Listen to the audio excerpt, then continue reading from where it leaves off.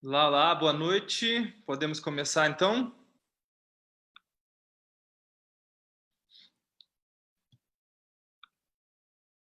Então vamos lá. Ok, bom, primeiro uma boa noite a todos que estão assistindo aí com a gente. Eu queria agradecer o convite do Hospital Alemão Oswaldo Cruz para mediar essa sessão do Saúde em Debate hoje. Junto comigo hoje nesse bate-papo vão estar o Dr. Renan, psiquiatra do Hospital Alemão Oswaldo Cruz, e o Dr. Leandro Gama, neurologista e amigo do Hospital Alemão Oswaldo Cruz, da Santa Casa de São Paulo. E este que vos fala aqui, Diogo Haddad, neurologista, coordenador do Núcleo da Memória do Hospital Alemão Oswaldo Cruz. E antes de a gente começar o tema, eu queria fazer algumas considerações básicas, até da importância do que nós vamos conversar hoje. É interessante a gente ver que a nossa realidade mudou muito nesses últimos 3 meses. E não é só as máscaras ou essas reuniões online que hoje são tão rotineiras no nosso dia, mas o próprio isolamento trouxe à tona e floresceu uma das coisas que são nossos piores inimigos, que são nossas relações pessoais e a relação conosco e com a gente mesmo dentro de casa. Isso levou a uma avalanche de dúvidas, medos, angústias, e muitas dessas estavam escondidas dentro de uma rotina que a gente não percebia ou que estava dentro do nosso trabalho, e agora elas aparecem com muito mais clareza. E nesse contexto ainda tem o caos que a pandemia leva à saúde pública e esse medo todo que vem junto com o que está acontecendo dentro do mundo e do contexto atual. Por isso que ter alguma live ou ter pessoas especialistas conversando sobre distúrbios psíquicos, comportamentais, neurológicos associados à Covid, à pandemia ou ao próprio isolamento, é um tema que é extremamente relevante. Então, eu parabenizo o Hospital Alemão Oswaldo Cruz pela iniciativa. Espero que tenhamos mais vezes esse tipo de situação. Acho que isso é super interessante. E hoje a gente vai tentar fazer esse bate-papo com uma ênfase em pacientes que tiveram Covid, mas um Covid mais grave. Então, a partir desse momento, possam desenvolver ou não algum tipo de doença. É claro que a gente não vai ficar preso a esse tema, então a gente vai abrir para coisas, para doenças neurológicas e para doenças psíquicas que tenham acometimento pós-Covid. Então, eu gostaria de abrir junto agora, nesse momento, junto com os outros dois palestrantes. Doutor Leandro, se quisesse começar com alguma consideração a respeito. Boa noite a todos, né? Primeiramente, gostaria de agradecer ao Diogo, né, pela participação. Agradecer o Renan também para a gente poder participar, né, discutir junto esse tema, que é um tema extremamente relevante. Agradecer ao Hospital Alemão Oswaldo Cruz também pela oportunidade, né? E é isso realmente que o Diogo falou, né? Eu acho que é uma situação muito nova para a gente, para todos, né? Eu acho que até um pouco antes a gente estava falando exatamente isso, né, de que a parte neurológica aí vai começar a aparecer as coisas agora, né? Então, realmente veio toda a ênfase aí na questão da infecção em si, do que o vírus causa, o medo de todos aí de evoluírem para uma situação mais grave da infecção, do medo de ir para o hospital, de acabar sendo entubado por uma questão respiratória, que eu acho que é o medo que todos têm, né? Essa questão até a gente ouviu muito falar até do medo até de dormir, né? Tem medo de dormir, ter falta de ar durante o sono, né? Gerando transtornos até relacionados a sono, a insônia, isso. E agora a gente começa a ver quadros talvez relacionados à doença, do ponto de vista neurológico, como ou sequelas ou não, ou relação direta com o próprio vírus, né? Então, agradeço aí a oportunidade, a gente vai discutir muitas coisas interessantes aqui hoje e passo a palavra aí também para o Renan aí, para a gente participar junto.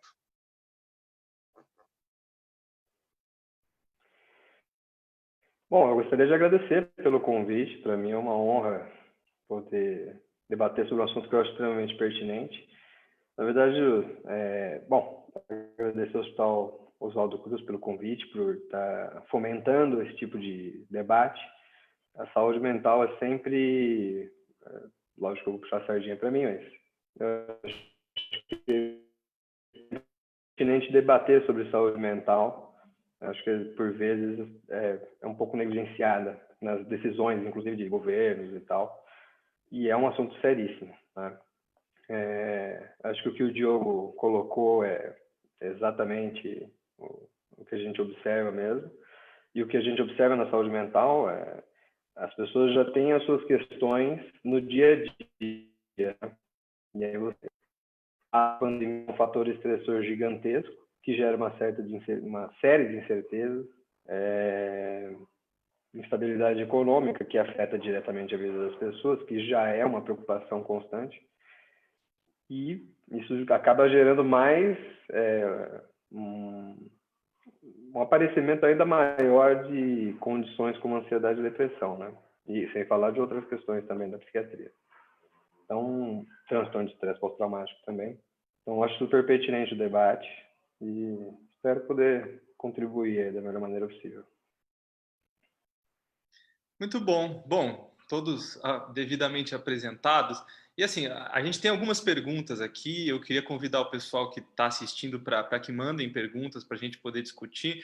Eu tenho algumas perguntas que já encaminharam antes, mas até antes de começar a falar dessas perguntas que o pessoal possa vir a mandar, eu queria até conversar com vocês de algumas outras dúvidas e coisas corriqueiras da nossa prática, às vezes. O que eu trabalho, assim como o Leandro, nós trabalhamos muito com cognição, a gente trabalha muito com memória e daí a memória e cognição é uma coisa que tem uma interface muito grande entre neurologia e psiquiatria. Então é um tema que eu gosto de discutir junto quando a gente está com conjunto em psiquiatria. E é notado que para eu conseguir ter retenção de informação, a primeira coisa que eu preciso para reter uma informação é ter atenção. E visivelmente, nesse momento, distúrbios de humor, principalmente distúrbios de humor, fazem com que se tenha um déficit de atenção grande. Muitas pessoas vêm com queixas cognitivas associadas a isso. Então, eu queria colocar para vocês se isso é realmente associado à doença ou se isso é uma exacerbação de algo prévio que a pessoa já tinha e que, nesse contexto atual, acaba se elevando a uma potência maior e começando a causar um sintoma clínico que antes não existia. Se quiser começar você primeiro, Renan.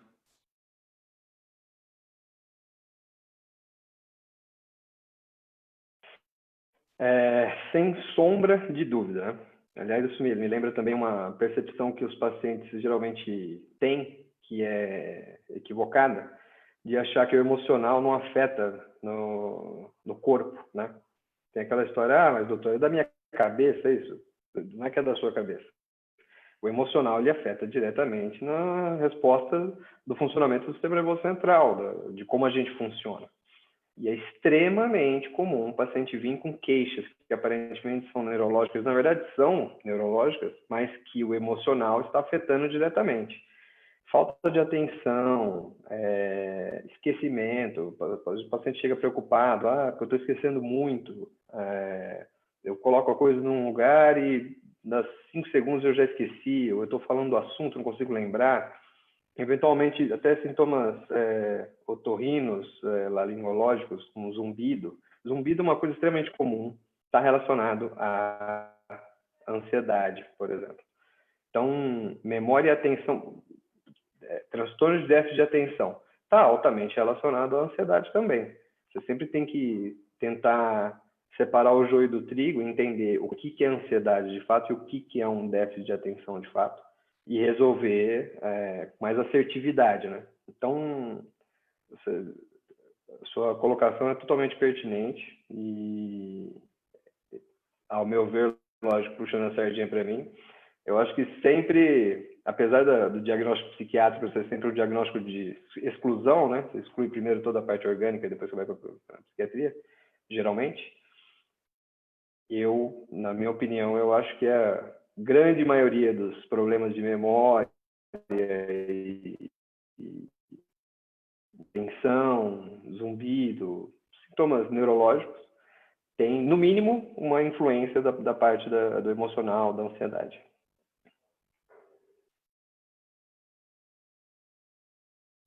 Eu concordo aí com o Renan, né? E tem uma coisa interessante, né, Diogo, assim, que você falando dessa questão cognitiva, né?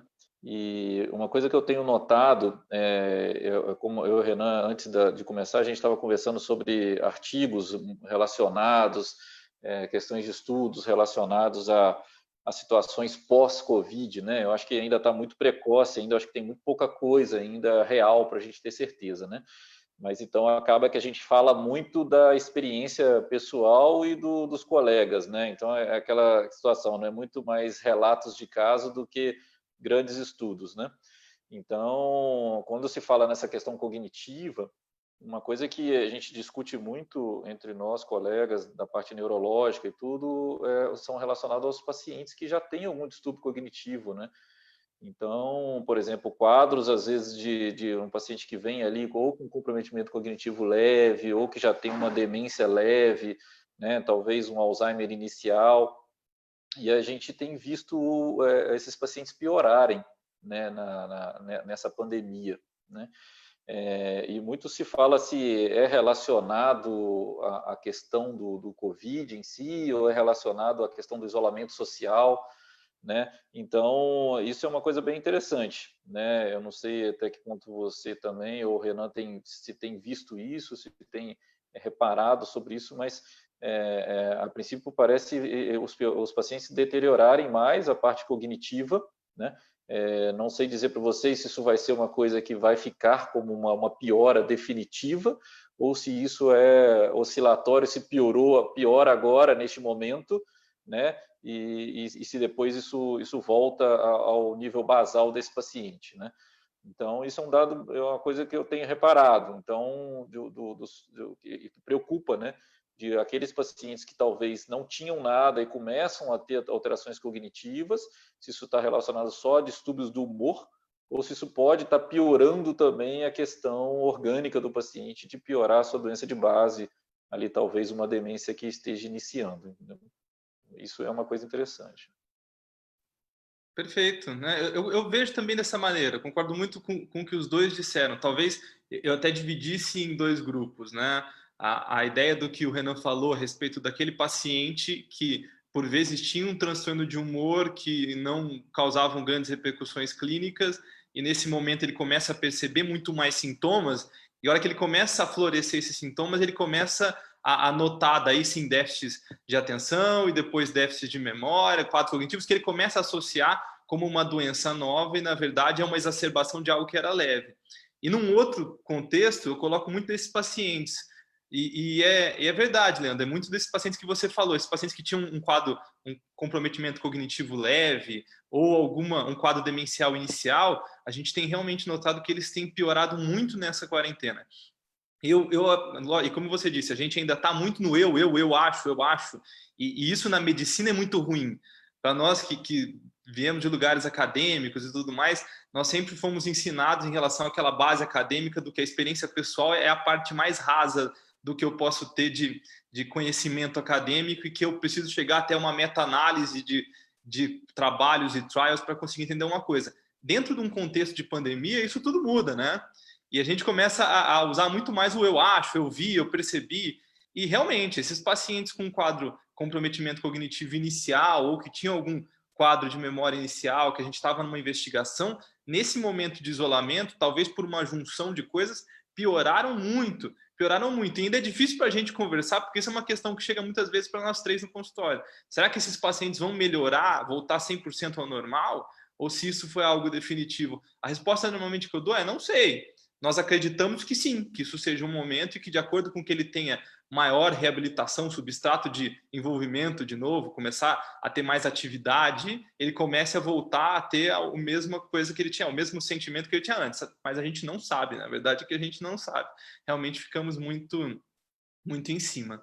Começaram a chegar algumas perguntas aqui, eu vou colocar essas perguntas para fazermos e depois eu vou ler as perguntas que já tinham mandado previamente também pelo Facebook e pelo Instagram.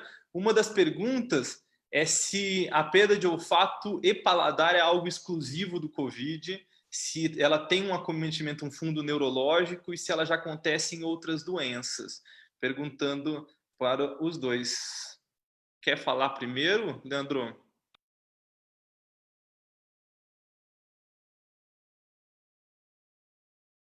Sim, vou falar aí, Diogo. Obrigado aí pela pergunta aí, quem realizou, né? Então, assim, a perda do olfato e paladar, né? Na verdade, quando a gente fala se falou muito em olfato, né? Eu acho que o principal sintoma aí é o olfato, e aí a gente escutou de tudo, né? Acho que vale a pena colocar só deixar algumas colocações, né? Eu escutei de várias pessoas falando, por exemplo, toda manhã eu acordo e vou cheirar um perfume para ver se eu estou sentindo o cheiro, né? Porque a partir do momento que eu passar a não sentir o cheiro, eu começo a ficar preocupado.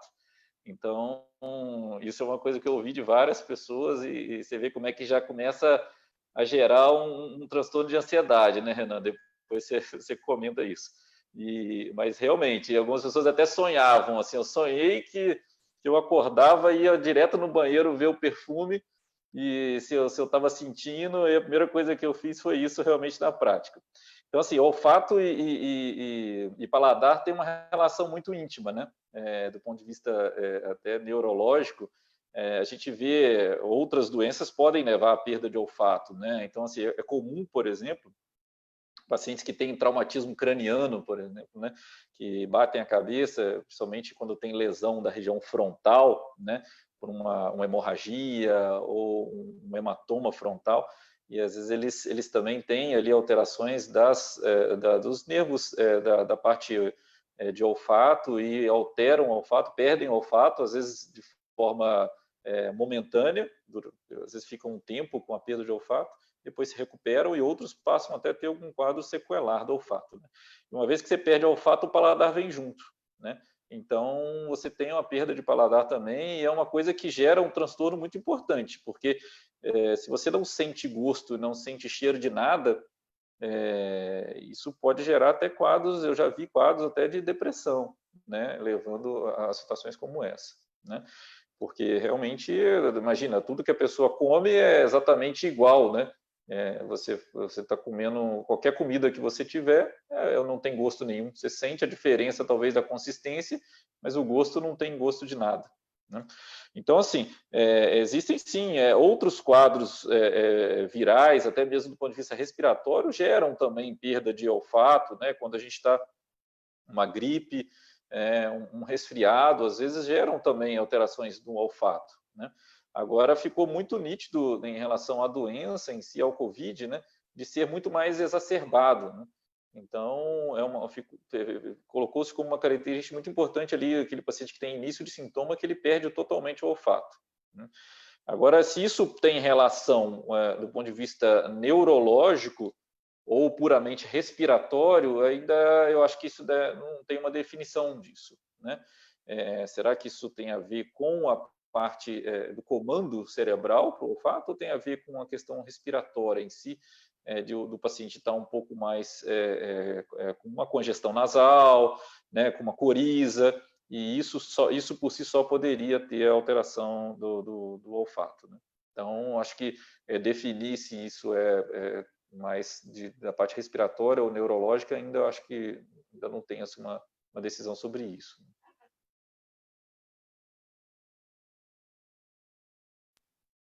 Renan, sobre esses acometimentos que possam vir de ansiedade junto, tinha um questionado aqui para mim de uma colega que falou, olha, eu trato para ansiedade, mas eu trato para ansiedade com uma medicação leve e depois eu tive Covid, eu estava assustada, mas não era algo que estava me impedindo de fazer as coisas da minha rotina, eu estava me protegendo apenas.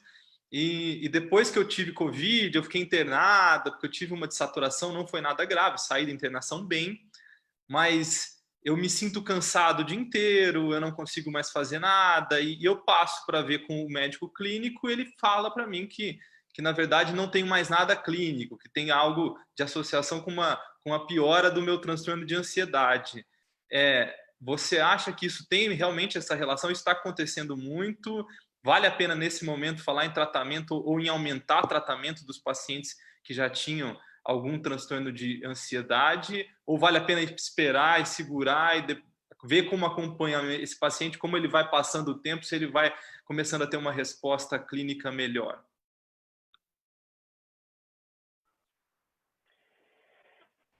Eu acredito que sempre é pertinente o paciente, quando ele está tendo uma repercussão que está trazendo angústia para ele, isso é um sintoma muito importante para a pessoa observar. o COVID ele traz esse cansaço, né? Só que eu já vi mais de um paciente apresentando isso. Ele já teve o COVID, já está recuperado, clinicamente resolvido. Porém, ele tem uma ansiedade e ele às vezes acorda à noite com uma falta de ar e ele fica preocupado que seja uma repercussão do COVID ainda. Eu sempre questiono ele como é que é essa falta de ar, se isso está carregado de uma sensação de ansiedade, de angústia. E, via de regra, está. O paciente está preocupado, está angustiado. Então, ainda mais se ele já tinha um transtorno ansioso, ele está muito mais sujeito a isso. Tá? E não é incomum a gente começar um tratamento ou otimizar o tratamento que ele já estava fazendo com um antidepressivo e ele apresentar melhora disso. Uma melhora geral, na verdade, né? Mas essa questão da preocupação com a respiração, com o desânimo, tudo isso melhora muito com o tratamento.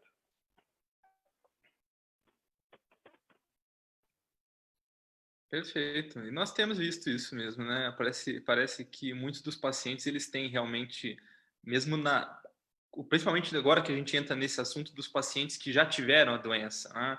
Porque inicialmente aqui o nosso bate-papo vai abranger um pouquinho para pacientes que têm uma doença mais grave, que saem disso. Então, eu acredito até que dê para notar que existe uma diferença nesse acometimento psicológico mesmo. Eu vou falar de como ele enxerga a doença do paciente que teve algo em casa assintomático e tanto para o paciente que foi entubado e esteve numa UTI, quanto para a família que viu isso acontecer.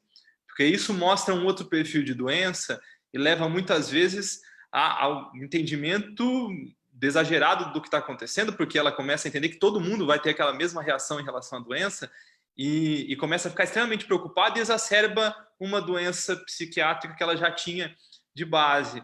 Então, realmente, me parece isso bem claro. Você tem notado se nesses pacientes graves, rotineiramente, a gente tem começado um tratamento psiquiátrico pós-alta? Isso tem alguma coisa de estudo a respeito disso, Renan?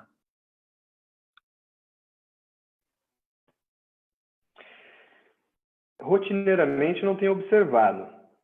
A gente tem muito estudo de outros eventos, tanto de não pandemia, mas de epidemias, tanto de eventos traumáticos como o atentado terrorista. Teve aquele atentado na maratona de Boston, se eu não me engano, que aumentou assim muito a incidência de depressão e ansiedade e tal.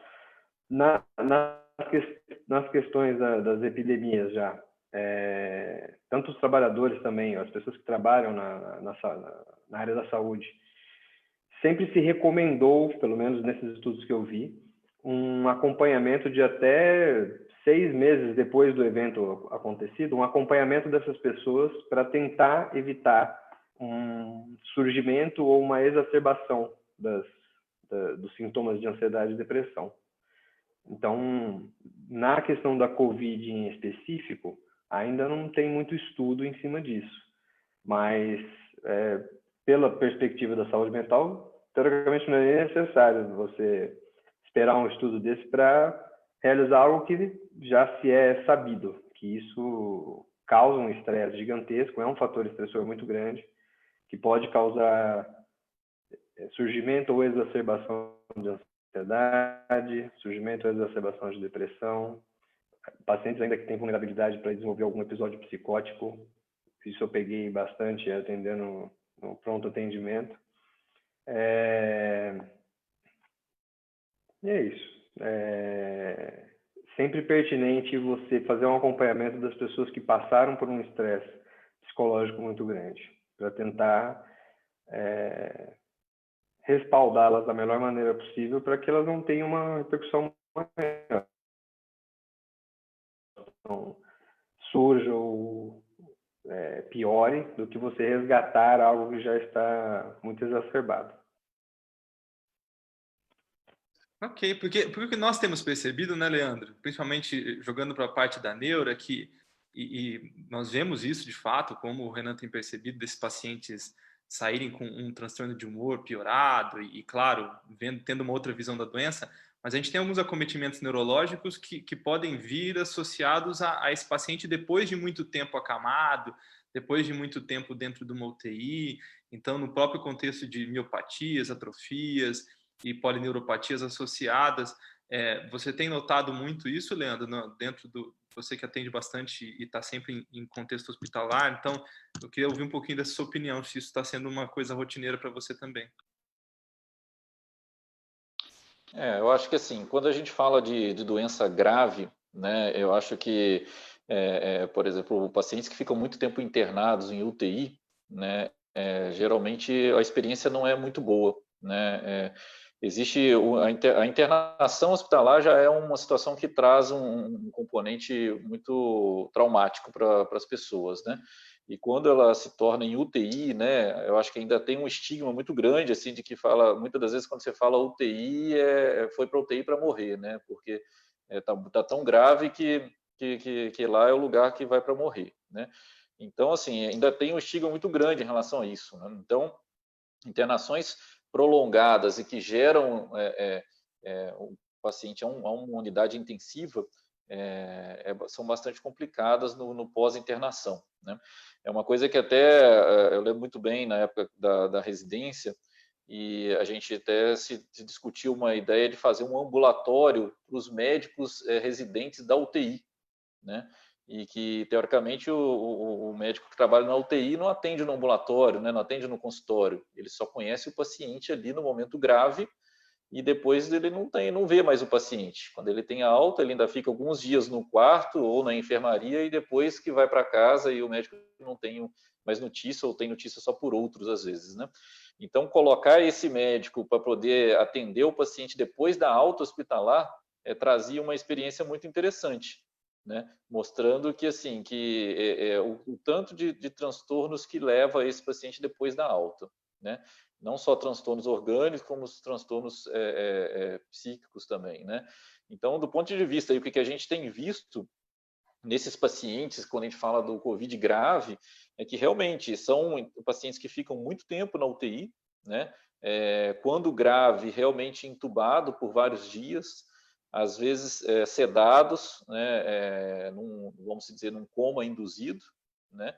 Até porque ele precisa estar com uma sedação, às vezes, bastante profunda para poder o aparelho, o ventilador, ventilar por ele e não atrapalhar a parte pulmonar. Então, você precisa de um paciente extremamente sedado para poder ser bem conduzido do ponto de vista respiratório, que é a grande consequência da doença, né? E esse paciente, quando tirado a sedação, ou às vezes ele evolui até mesmo para traqueostomia, porque ele fica muito tempo sedado e você passa um tempo prolongado com o tubo e você acaba tendo que ir para uma traqueostomia. Quando você acorda esse paciente depois de tempo de sedação, ele acorda perdido, né?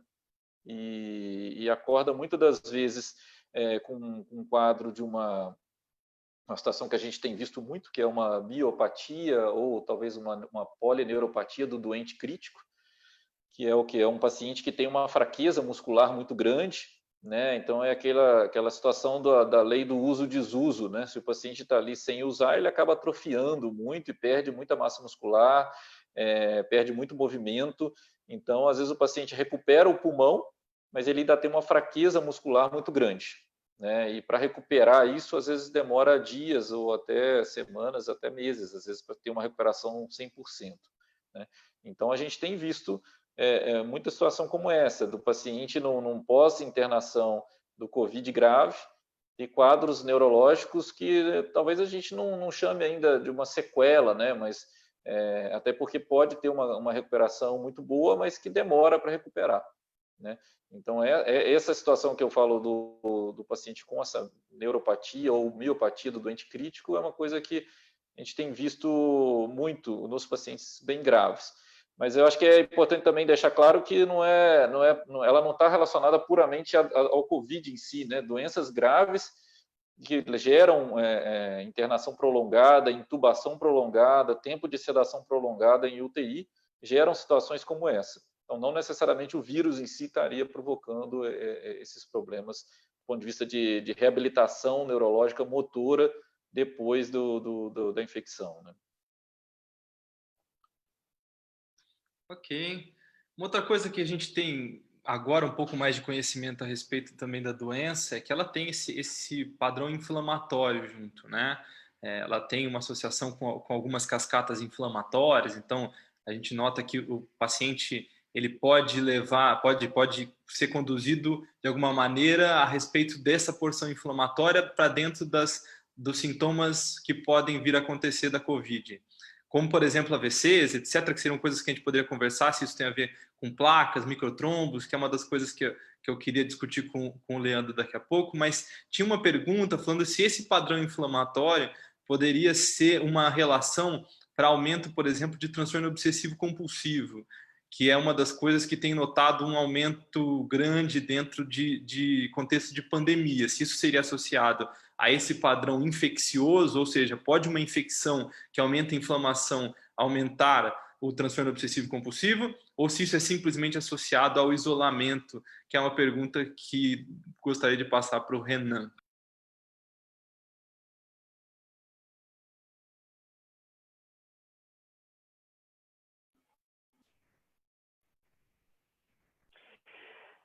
O padrão inflamatório ele pode influenciar nisso, na questão do transtorno obsessivo compulsivo, mas a questão do isolamento é muito mais importante nisso. Bom, primeiro, né, isso vai da estrutura da personalidade da pessoa, se ela já tem mais uma tendência a desenvolver um transtorno obsessivo compulsivo, que nada mais é muito relacionado à ansiedade, e é uma tentativa de controle do paciente, de tentar alcançar ele observando o caos à sua volta, e observando que ele não tem controle de muita coisa na vida, ele vai criando padrões de controle, que ele tenha um controle, para que ele consiga se satisfazer, tentar se satisfazer, mas não consegue nunca, para tentar ter um pouco mais de segurança existencial. Então, quanto mais ansioso o paciente, mais sintomas obsessivos compulsivos ele vai ter se ele já tem esse quadro. Do ponto de vista inflamatório, isso pode influenciar, mas não é o principal. Sem sombra de dúvida, o ambiente e a situação que o paciente está passando é muito mais importante nesse aspecto de piora desse quadro.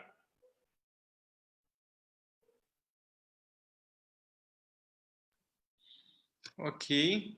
E Leandro, daí volto para esse tema, né? Porque foi uma das perguntas aqui do pessoal falando sobre AVC e COVID. E tem algumas opiniões também a respeito disso, mas queria ouvir você primeiro, o que você tem notado e qual a sua ideia a respeito dessa correlação entre AVC e COVID. Eu acho que uma coisa que assim ficou muito clara, né, não só do ponto de vista neurológico, é que a doença, a infecção parece que tem uma relação muito grande com a questão de tromboses, né? E vamos dizer de aumento de coagulação do sangue, vamos dizer assim, né? E por que isso acontece, né? Por que esse paciente fica mais susceptível a ter formação de trombos? É uma coisa que ainda não está bem definido, né?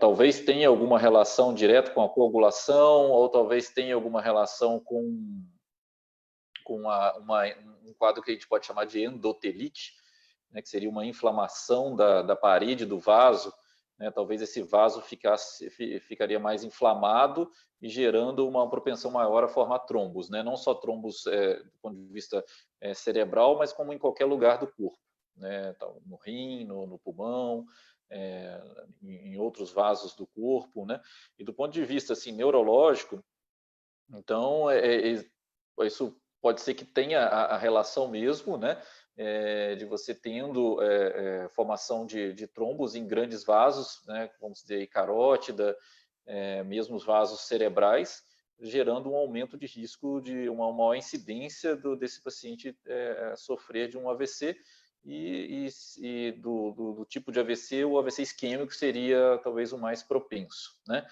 Só para poder definir bem aí, AVC, quando a gente fala em acidente vascular cerebral, né, a gente tem o AVC que é isquêmico, que é um entupimento de uma artéria e gerando uma falta de sangue naquele local que é irrigado pelo vaso.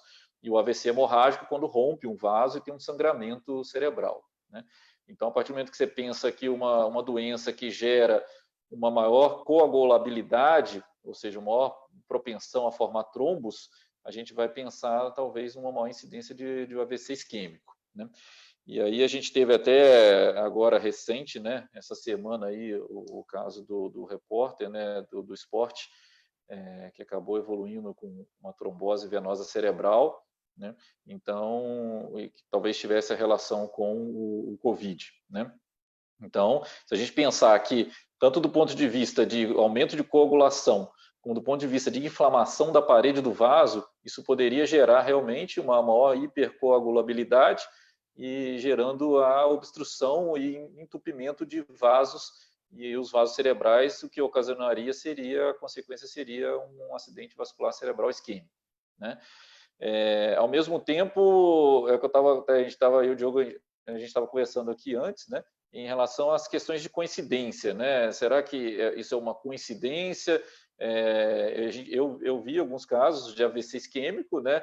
A gente não pode esquecer que o AVC isquêmico é uma doença de uma prevalência alta, uma incidência alta, e eles vão chegar independente de ter o COVID ou não, né? Então, agora, se está acontecendo mais AVC neste momento por causa da infecção em si, eu acho que é difícil ter essa certeza ainda, né? Mas eu acho que eu vou aproveitar até o momento para poder dizer uma coisa interessante. O que a gente tem visto é a questão dos pacientes demorarem para procurar, às vezes, o serviço de saúde, né? Então, isso é uma coisa que tem que ser bastante colocado. A gente costuma dizer que tempo é cérebro, né? Então, quanto mais rápido o paciente com sintomas e sinais de AVC procurar uma assistência de saúde, um hospital, melhor a chance dele se recuperar e menor o risco de sequelas, né?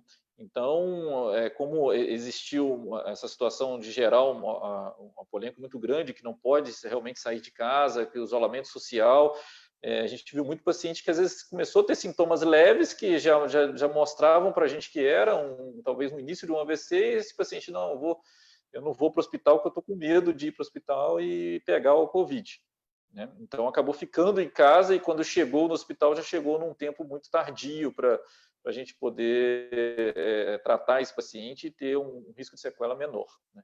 Então, acho que isso é uma coisa que tem que deixar bem claro, que assim, que não é para negligenciar as outras doenças, né? Se você tem sintomas de outras doenças, você não vai deixar de ir para o hospital com medo de pegar a infecção ou de ter a infecção lá no hospital, né? Eu acho que isso tem que ser bem pontuado, né? Muito bom. Acho que vale a pena a gente fazer umas perguntas aqui que o pessoal está mandando, né? Algumas perguntas são associadas principalmente ao contexto de se ter muitas doenças, de se ter outras doenças prévias, se isso aumentaria o risco de acometimento neurológico e acometimento psiquiátrico. Então, o que estão perguntando é, paciente que tenha pressão alta, hipotireoidismo, outras cirurgias prévias, se isso aumenta o risco dela ter uma doença neurológica e psiquiátrica associada à COVID. Então, queria ouvir um pouquinho de cada um aí, se vocês acham que tem uma relação direta também ou não.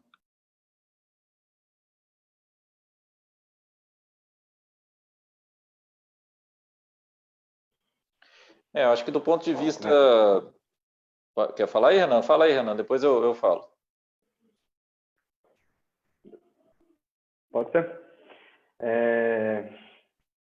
Do ponto de vista psiquiátrico, quanto mais comorbidade um paciente tem, mais fatores estressores ele tem, mais difícil é lidar com tudo isso, né?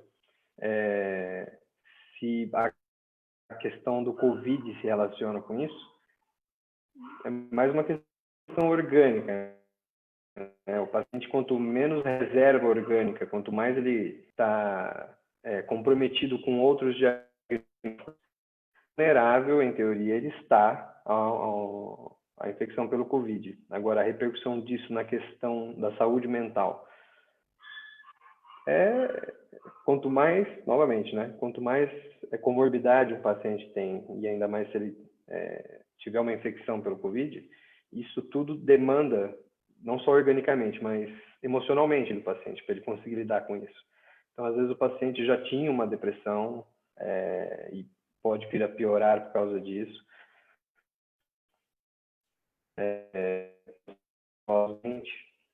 E psicose, mas isso é muito... é a menor parte do conjunto. Do ponto de vista neurológico, o que a gente vê, assim, é isso que o Renan falou mesmo, né? Eu acho que quanto mais comorbidade, mais frágil você acaba ficando, né? Então, se a gente pensar que um paciente que é né, por isso um paciente mais idoso, um paciente que já tem uma doença de base como um diabetes, né, um paciente que tem alguma doença imunológica ou que faz uso de algum medicamento que gere uma redução de imunidade, talvez um paciente usuário crônico de corticoide ou que usa algum imunossupressor para alguma outra doença, né? Esse paciente vai estar mais suscetível a ter as situações mais graves da infecção, né? Então, é aquele paciente que tem um risco maior de desenvolver um quadro respiratório mais grave e ficar mais tempo entubado, né? E isso vai gerar mais imobilidade e esse paciente tem um risco maior de ter sequelas depois do ponto de vista da imobilidade em si que ele ficou no leito de UTI, por exemplo, ou até no leito de enfermaria, né? Agora, se a gente pensar do ponto de vista de doença neurológica, do ponto de vista de coagulação, realmente, assim, se é um paciente que é um tabagista, é um paciente que é diabético, que tem um colesterol aumentado, ele já tem alterações vasculares, né, que são fatores de risco para doenças vasculares, não só neurológicas, mas doenças cardíacas vasculares também. Então, esse paciente é um paciente que já tem uma obstrução de uma artéria, ele já tem uma circulação com vaso um pouco mais calcificado. Se a gente aumentar a coagulação desse paciente com uma doença que gere isso, ele acaba tendo um risco maior, né, de ter um AVC, né, de ter uma isquemia cerebral. Então, isso realmente pode ter uma consequência maior, né? Agora, se a gente for pensar do ponto de vista de doenças inflamatórias ou quadros neurológicos inflamatórios relacionados ao COVID, talvez não tenha grande relação, lógico, quanto mais comorbidade ele tem, maior fragilidade, né?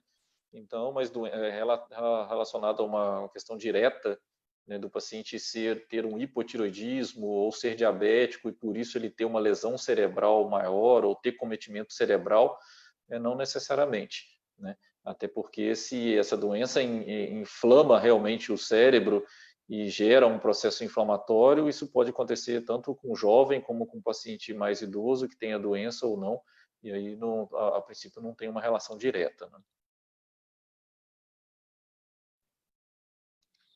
Ok. E continuando aqui nas perguntas que estão encaminhando para a gente, a Sandra tinha perguntado se esquecimento excessivo tem a ver com a pandemia, tem como piorar. Eu mesmo respondo para você essa. Na verdade, eu acho que até a sua pergunta ela é um pouco capciosa, né? Na verdade, teria que ser, tem como melhorar, não como piorar, né? Eu acho que a grande ideia primeiro é que isso aqui é um bate-papo, mas se você tem algum sintoma, e isso serve para qualquer um que esteja vendo a gente, eu bato muito na tecla do que o Leandro comentou. A gente tem visto muitos pacientes que têm tido sintomas, às vezes graves, associados a um AVC, quando, na verdade, existe uma urgência que a gente consegue tratar num primeiro momento e depois a gente perde esse time, e muitas vezes associado a outros sintomas que o paciente não procura atendimento. Então, se você, por mais que nós estejamos na pandemia, você está precisando de atendimento, nós continuamos atendendo, a gente tem toda a segurança e cuidado para fazê-lo. Então, isso serve tanto para os médicos que estão em consultório, isso serve para o hospital que está em funcionamento, porque não deixe de procurar atendimento pelo medo da pandemia, tá? Às vezes isso é um problema. Mas voltando ao que você tinha perguntado em relação ao esquecimento excessivo, é muito comum esse esquecimento nessa situação que a gente está falando de isolamento social, e justamente porque foi a primeira coisa que a gente abordou aqui, que tinha uma relação direta com muitas vezes um transtorno de humor, um transtorno de ansiedade, e muitas vezes isso fazia com que você não tivesse uma atenção necessária para as coisas, logo você começa a não notar o que está acontecendo ao longo do dia e não conseguir gravar de maneira adequada algumas coisas. Então, realmente existe isso. E eu digo se tem como melhorar, porque, na verdade, a gente tem algumas técnicas e algumas maneiras de tentar colocar isso. Então, se você é um paciente de risco e você tem esse isolamento, que é um isolamento completo, isso não deve te afastar de maneira nenhuma das pessoas que você teria o contato antes, nem que isso seja feito de forma online, mas que você tenha esse contato com os seus familiares, com seus filhos, com seus amigos, que você continue mantendo uma vida social, mesmo que à distância. Às vezes, esse afastamento total do que você tinha antes, sem que você esteja num contexto de estar próximo deles, mesmo que distante, faz com que piore isso, que você tenha ainda mais essa sensação de isolamento seu, social, de que ninguém se importa. Então, se você está se sentindo sozinho, busque pessoas, busque atendimento médico, busque pessoas que estejam próximas, porque muitas vezes esse esquecimento tem a ver com essa relação com a pandemia, e não de fato necessariamente com a doença.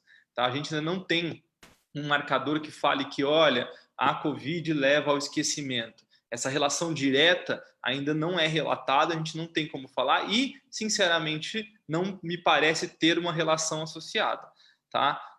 Então, na verdade, se tiver sintomas como esse, procure atendimento e, para melhorar dessa situação, tenha atividade física em casa, tenha pelo menos pessoas próximas para você conversar, tem algumas outras coisas que você goste de fazer em casa, então leia bastante, assista coisas que te façam bem, para você poder começar a melhorar um pouquinho em relação a isso, tá? Continuando então aqui das perguntas, né? Eu vou partir para algumas outras perguntas que estavam já mandadas para a gente previamente.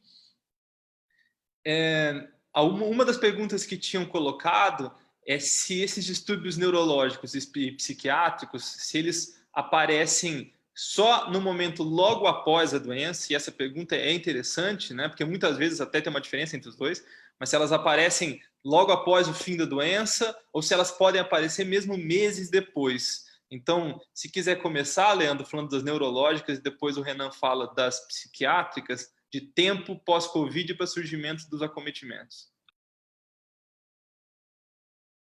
Tá, então, assim, primeiramente, assim, do ponto de vista, só comentar isso que o Diogo falou, né, da questão do ter contato com as pessoas e tudo, não deixar de ter algum contato, nem que seja por vídeo, né, é uma coisa bem interessante que, assim, eu costumo dizer que o isolamento social, ele está realmente existindo, mas, por um outro lado, de alguma forma meio talvez paradoxal, até aproximou algumas pessoas, né? Porque eu acho que, tanto do ponto de vista familiares, né?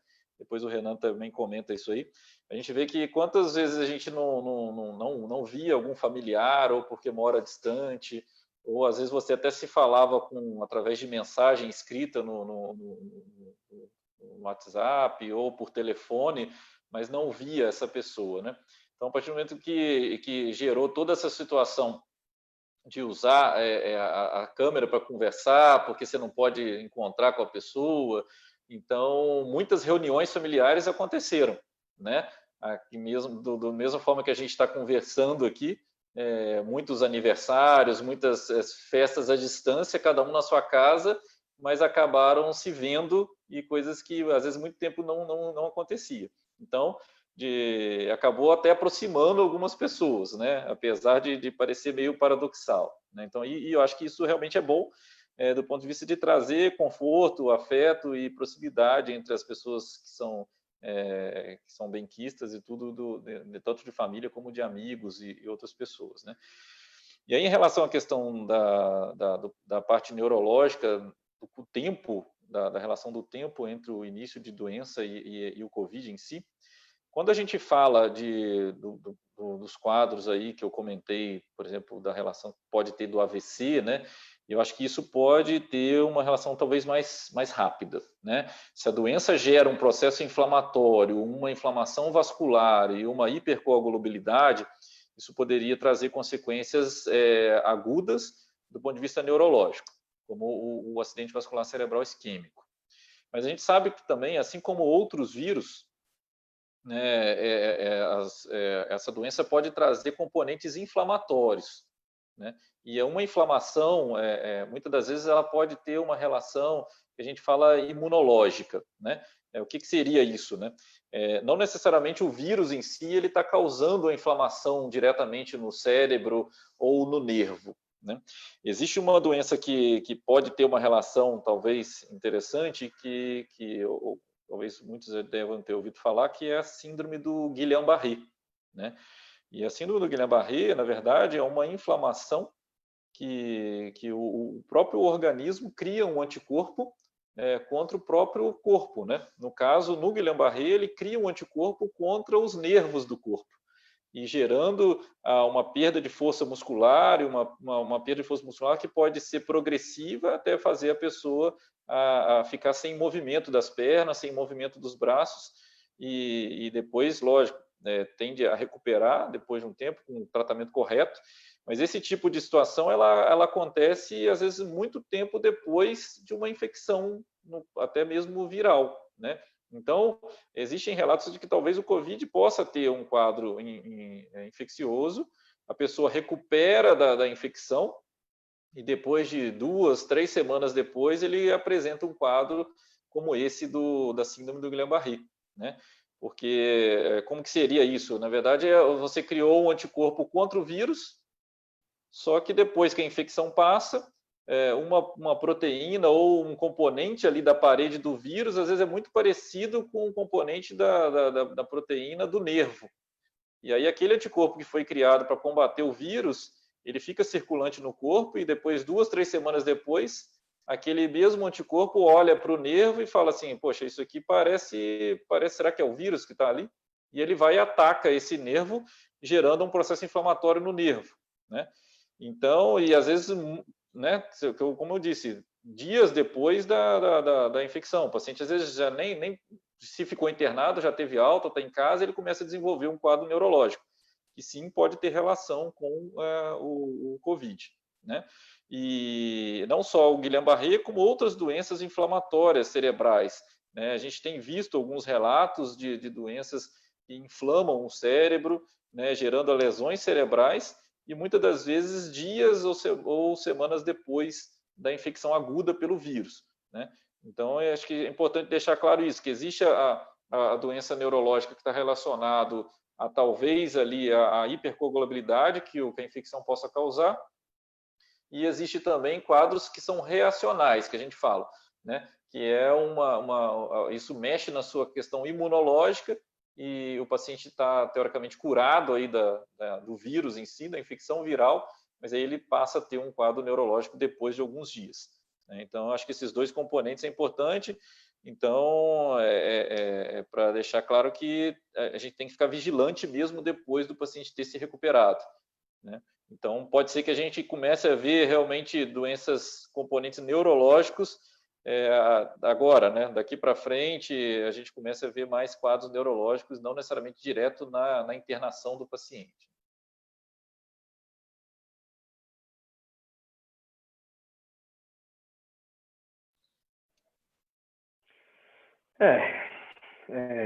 Comentando os dois pontos que vocês colocaram, né? Primeiro é dessa questão da junção das famílias, né? A pandemia e o lockdown acabou trazendo as pessoas para mais perto uma das outras. Isso tem um lado muito bom, mas a gente tem visto também complicações de relações. Em Wuhan, inclusive, saiu até uma notícia mostrando que teve um recorde de pedidos de divórcio depois que suspenderam o lockdown lá. Então, na verdade, você, como a gente já comentou no começo, né? Você exacerba tanto coisas boas quanto coisas ruins que já estavam acontecendo. Então, tem um lado muito bom, porque, na verdade, vira um vai ou racha, né? ou você resolve o problema que você tem com o seu familiar ou com sua esposa, seu marido, enfim, ou racha, né? Ou vão ocorrer brigas, ou vão surgir sintomas ansiosos, depressivos. Então, é uma situação que acaba obrigando você a tomar uma decisão, a resolver conflitos interpessoais. E quanto à questão do tempo, né? Se do ponto de vista psiquiátrico, se você tem um acometimento já imediatamente durante a pessoa, quando ela está passando por uma internação ou está passando por um tratamento de Covid. Quanto à ansiedade, é uma coisa muito curiosa. Quando o paciente, não é incomum o paciente chegar para mim e falar assim, ele começa a ter sintomas de transtorno do pânico, que é uma das manifestações mais graves da ansiedade. A pessoa simplesmente ela tem um episódio de pânico. Ela fica irritante, ela pode sentir dor no peito. Aliás, as crises de pânico podem simular as mais variadas. Pode simular infarto, pode simular AVC. Depende da elaboração da pessoa. E ela começa a ter esses sintomas, essas crises de pânico, quando já acabou o transtorno que ela estava passando. Então, quando ela estava tendo que se dedicar numa recuperação de uma doença, ou numa questão do trabalho, ou uma questão familiar, e aí quando ela conseguiu resolver tudo, e na hora que ela quer descansar e falar, nossa, passou o vendaval, ela começa a ter crise de pânico. Então, é muito curioso isso. De fato, existe isso, da pessoa passar pelo processo, não apresentar sintomas no processo, porque ela consegue segurar ali da melhor maneira possível, e na hora que ela relaxa e acha que agora está tudo bem, eu posso me recuperar, ela, teoricamente, se permite ter os sintomas de ansiedade que ela não estava se permitindo durante o processo.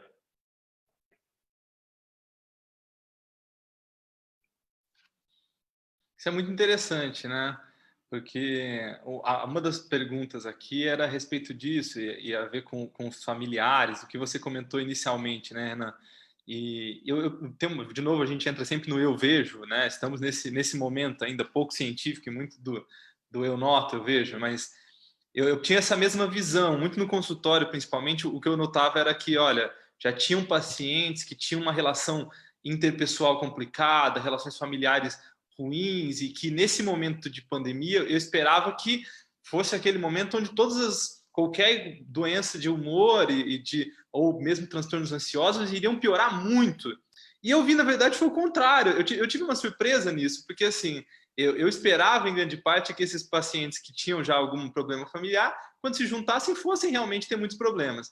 E o que eu percebi foi que as pessoas que estavam sozinhas, na verdade, aquelas que não tinham contato direto em casa com alguém, essas sofreram muito mais no início de pandemia, no início de isolamento, do que aqueles que tinham muitos familiares e que se juntaram.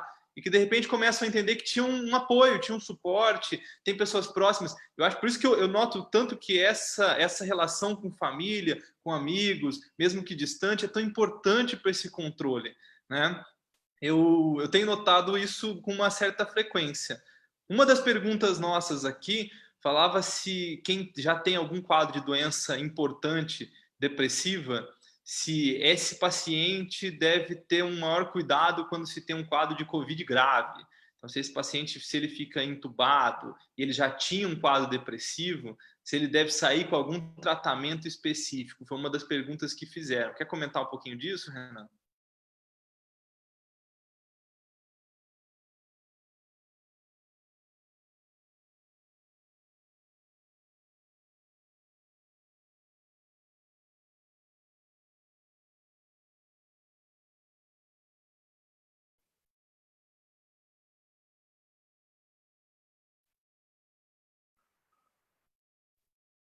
Tá indo, Renan? Pode falar. Agora eu estou te escutando. Eu perdi o final da pergunta. Se esses pacientes Estava mais falando graves, do paciente, se esses pacientes mais graves, se eles já devem sair e tem já um transtorno depressivo, se eles devem sair com algum acompanhamento já específico, ou se já devem ajustar a dose, se já devem estar com o psiquiatra perto, como que tem que ser o acompanhamento psiquiátrico desses pacientes no pós-alta e no pós-infecção?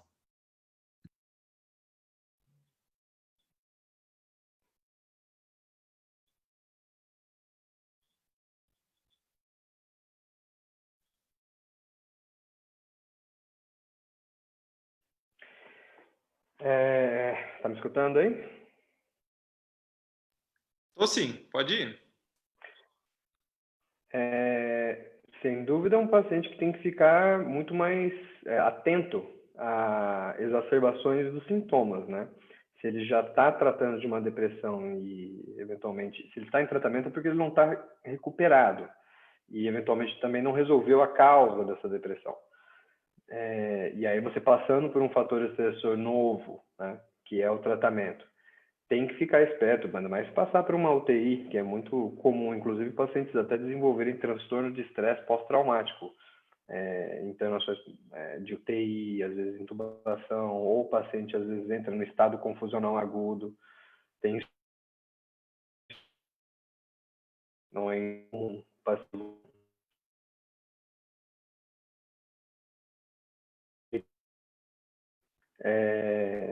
a rede familiar dele, a rede social dele, quando junta e atenta junto, ajuda muito, porque às vezes a pessoa vai deprimindo mais e ela mesma não percebe muito, mas quem está perto percebe a mudança de comportamento da pessoa. E, eventualmente, sim, é muito pertinente, às vezes, até ajustar a dose da medicação, deixar uma mais robusto para ela ter um suporte químico, pelo menos, melhor, para que ela consiga lidar e passar pelo turbilhão que é um tratamento e internação e tudo que acontece com uma infecção dessa.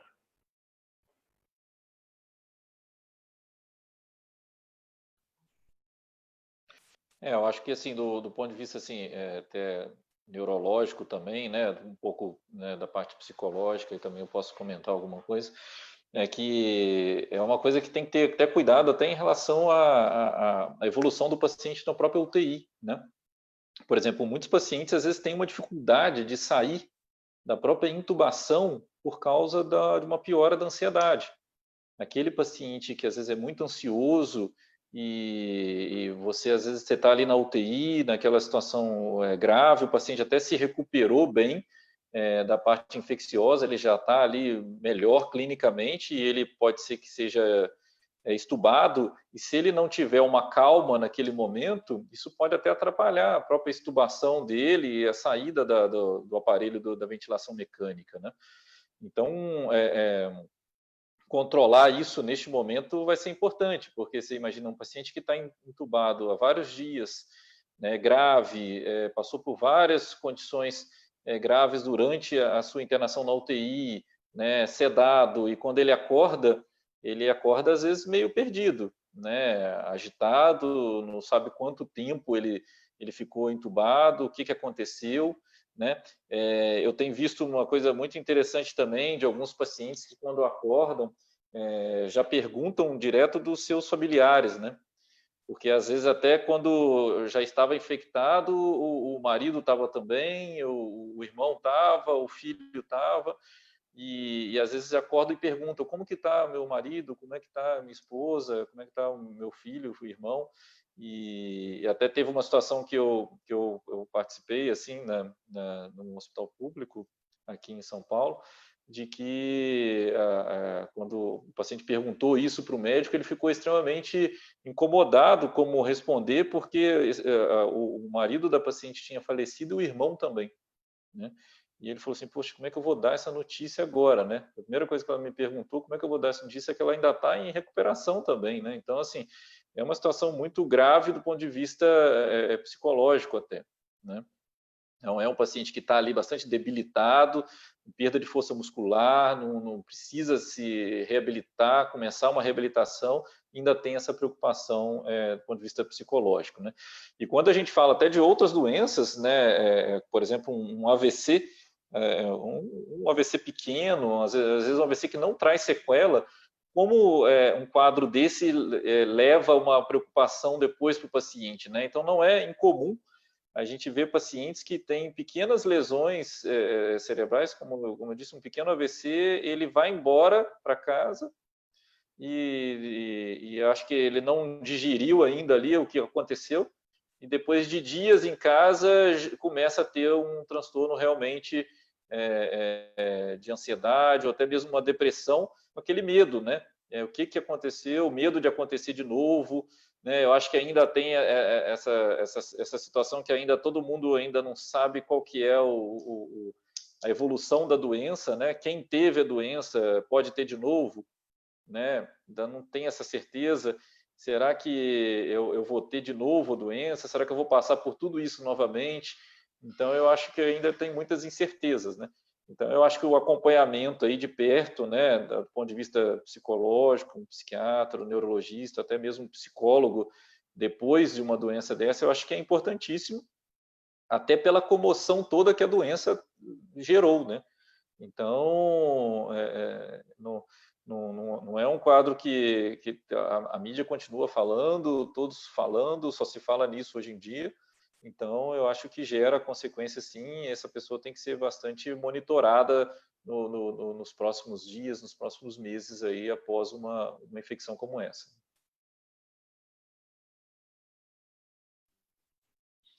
Ok, bom, se alguém tiver mais alguma pergunta, eu vou fazer uma rodada de considerações finais nossas. Se tiver alguma outra pergunta, a gente responde, ou se não tiver, a gente encerra, mas eu vou deixar um pouquinho livre para cada um falar o final, assim, só para se despedir, na verdade. E começo comigo mesmo, na verdade, né? A ideia de como comecei a conversa nossa aqui, a ideia de se ter esses bate-papos são super importantes. Eu acredito que, na verdade, nesse momento, até esses temas associados a transtornos psíquicos e neurológicos, neuropsiquiátricos associados a contexto de pandemia, isolamento e própria doença são super importantes. Eles acabam acometendo muito a população, familiares e todos que estão ao redor, então acabam tendo um envolvimento muito grande com pessoas próximas.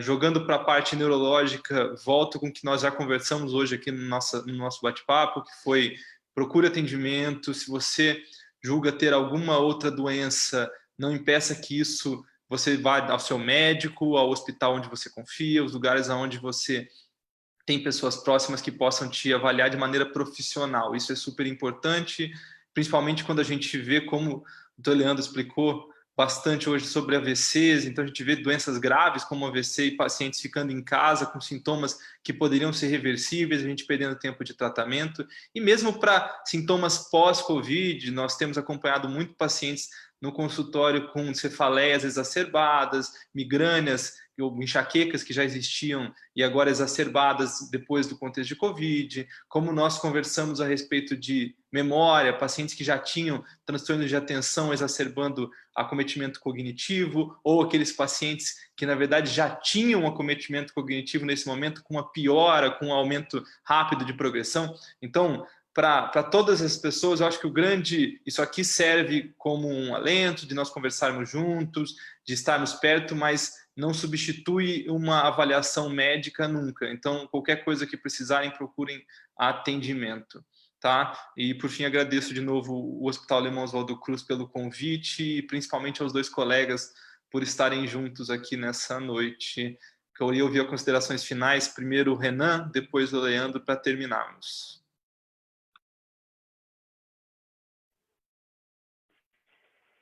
Em primeiro lugar, eu gostaria de agradecer novamente ao convite do Hospital Alemão Oswaldo Cruz, pela sua mediação, Diogo, excelente, pela parceria aí com o Leandro também. Eu acho que se eu puder deixar um recado para as pessoas que estão assistindo, é o seguinte: todo mundo é vulnerável. Não existe ninguém vulnerável na face da Terra. Todo mundo está sujeito a evoluir com sintomas ansiosos. Todo mundo está sujeito a deprimir. Todo mundo está sujeito a ter algum transtorno emocional, ou de ansiedade, ou até psicose, eventualmente. Não tenha medo de buscar ajuda.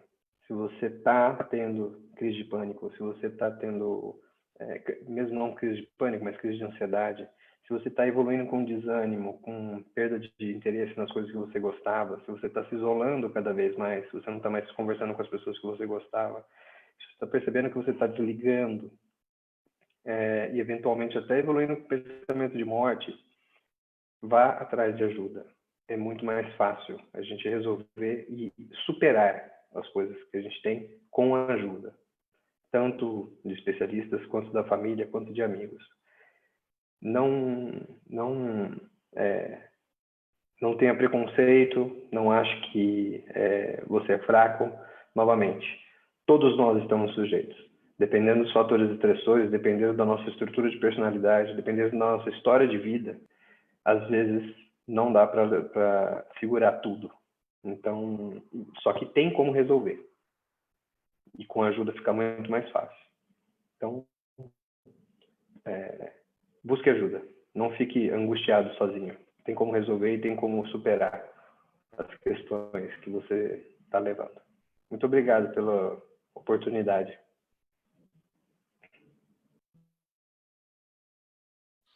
Eu também gostaria de agradecer, né? Obrigado, Diogo, obrigado, Renan, aí pela participação, né? Eu acho que foi muito bom o debate. Obrigado a oportunidade do Hospital Alemão Oswaldo Cruz também.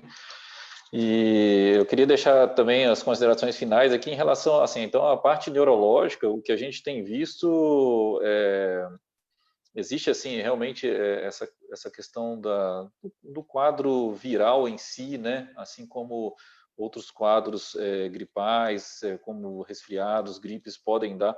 Então a gente tem visto muita dor muscular, né? Então talvez fique associado aí até a questão do próprio isolamento social. Então acaba que as pessoas estão mais isoladas, estão mais em casa. Então, estão mais tempo sentada no sofá, mais tempo deitado, então acaba que tem mais dores musculares, né? Então, e a própria doença gera isso, dor muscular. Então, muitas das vezes a dor de cabeça que vem pode estar associada a uma cefaleia mais tensional pela dor muscular geral que o próprio infecção pode levar, né? E até mesmo o maior imobilismo dessa pessoa, né? Essas situações das doenças inflamatórias, né, que podem acontecer dias depois, eu acho que tem que ficar atento, né? Então, também não é para se desesperar que qualquer um que tiver o COVID vai ter algum quadro neurológico, né? Não é a maioria, a gente tem visto que a minoria dos pacientes tem comprometimentos neurológicos depois, e muito sinceramente não dá para ainda dizer que tem uma relação total com a própria infecção do vírus, né?